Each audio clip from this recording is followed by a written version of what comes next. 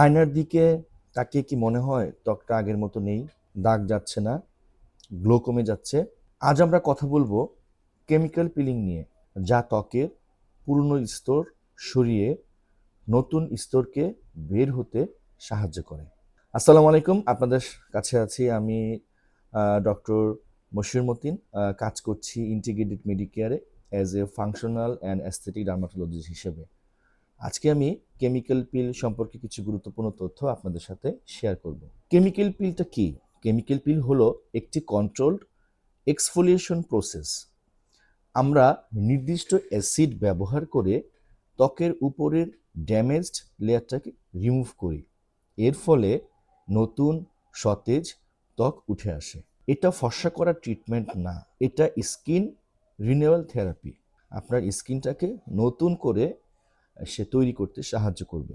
উপরে যে লেয়ারটা আছে, ড্যামেজ লেয়ারটা, সেটাকে রিমুভ করে নতুন একটা লেয়ার ভিতর থেকে তৈরি হয়ে আসবে। তাহলে কারা কারা এটা দিতে পারবেন? যাদের একটি মার্কস রয়েছে, যাদের সান ড্যামেজ আছে, যাদের আনইভেন টোন, ফাইন লাইন্স, ডাল স্কিন রয়েছে। তাহলে এটার প্রসিজারটা কি, কিভাবে দিতে হয়? প্রথমে আমরা স্কিনটাকে অ্যাসেসমেন্ট করি যে আপনার স্কিনটা এটা নেওয়ার জন্য পারফেক্ট কিনা। তারপর আমরা ক্লিনজিং ব্যবহার করি এবং একটা নির্দিষ্ট সময়ের জন্য আমরা কেমিক্যাল পিলটা প্রয়োগ করি। কেমিক্যাল পিল দিলে হালকা জ্বালা হতে পারে, বাট এটা খুবই সামান্য।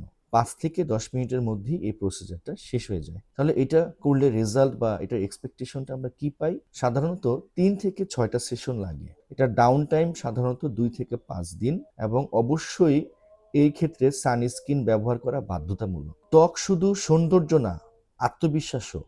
সঠিক চিকিৎসা সঠিক হাতে করলে ত্বক আবার জীবন্ত হয়ে উঠতে পারে। তাই আমি বলবো, আপনাদের যাদের একনি স্কার রয়েছে, স্কিন টোনটা ডাল হয়ে আছে বা সানবার্ন রয়েছে, তারা কেমিক্যাল পিলটা নিতে পারেন।